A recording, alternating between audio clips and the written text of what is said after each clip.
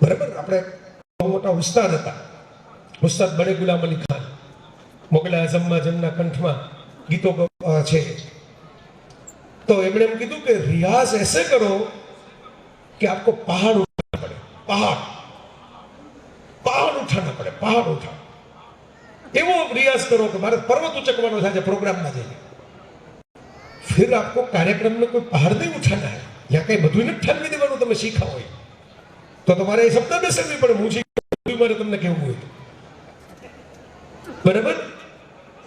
जब श्रोताओं के सामने प्रस्तुति करो तो अपने पहाड़ जैसे रियाज में से गेंद जैसा निकाल के उसको दो। आप डालोगे गेंद लेकिन गिरेगा पहाड़। તમે નાખશો બોલ જેટલું આટલું નાનકડું, પણ પાછળ બળ એટલું હશે ને, પ્રેક્ટિસનું, રિયાઝનું, રિપીટેશનનું, મજબૂતાઈનું, આત્મવિશ્વાસનું, રસનું, કે પહાડ જેવું લાગશે, સામામાં લાગશે। એટલાકમાં એમ લાગશે ઓહો આ આપણે કરીને બતાવવાનું છે।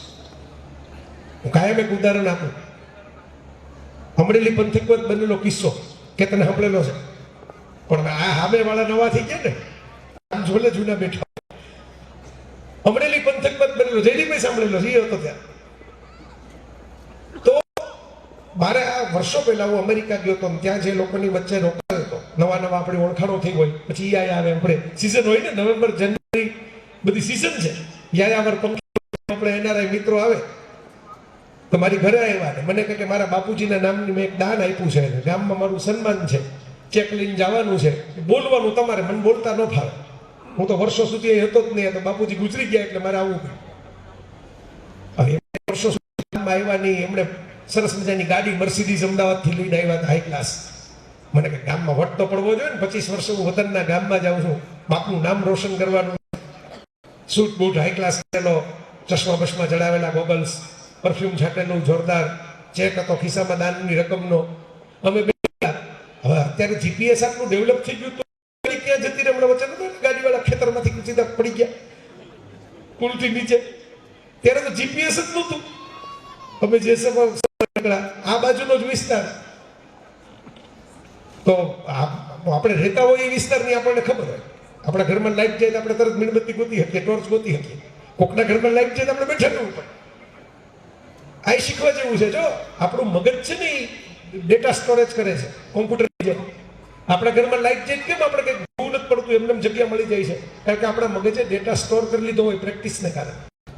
આ જ એક્ઝામમાં કામ વિદ્યા છે, જેટલા બેઠા એની પાસે સુપર કોમ્પ્યુટર છે। હું બોલું ગાંધીજી, તમને ગાંધીજીનો ફોટો દેખાય, ગુલાબ બોલું તો ગુલાબનો ફોટો દેખાય, ફોટો ડિલીટ થઈ જાય, બાકી ખિસ્સામાંથી મોબાઈલ કાઢો, સર્ચ મારો, પછી ફોટોને એનલાર્જ કરો, પછી ડિલીટ કરો, આટલી પ્રોસેસ તો તમારી મગજ જે ડેટા એન્ટ્રી થયેલી છે એ ઓટોમેટિક કરે છે।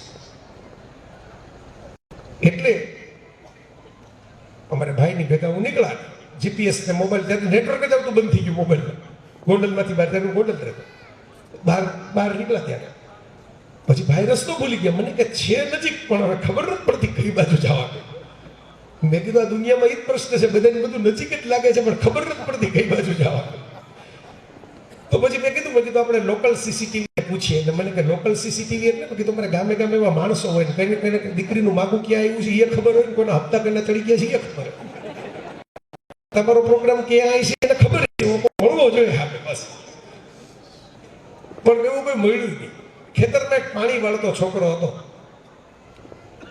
તારો તું ભેગો હતો, ઓલા ભાઈ અમેરિકનમાં બોલત ગુજરાતીમાં, તેને સમજાત જ નહીં, ભાઈને આ ન સમજાતો છોકરો, અને છોકરો કે એ તો હાવ ઢુકડું છે। ઢુકડું છે તો ઇંગ્લિશ કેમ કરવું, બરોબર? કે મેં કીધું આ નજીક હોય તો મેં કીધું બતાવી દે ને,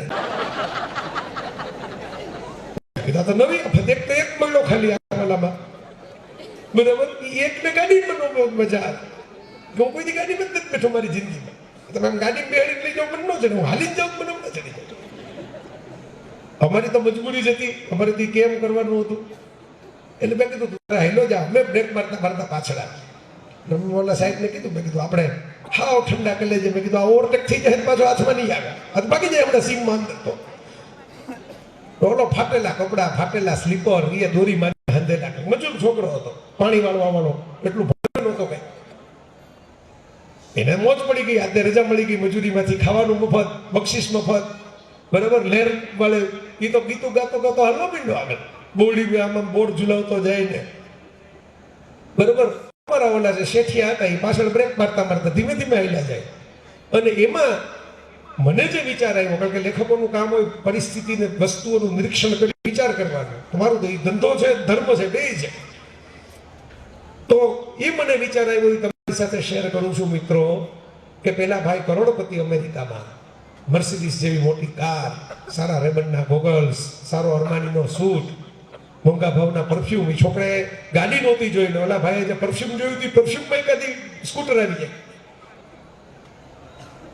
અને છતાંય આ કરોડપતિ શેઠ બ્રેક મારતા મારતા પાછળ ચાલતા હતા, અને ફાટેલા સાંધેલા સ્લીપર અને કપડાવાળો છોકરો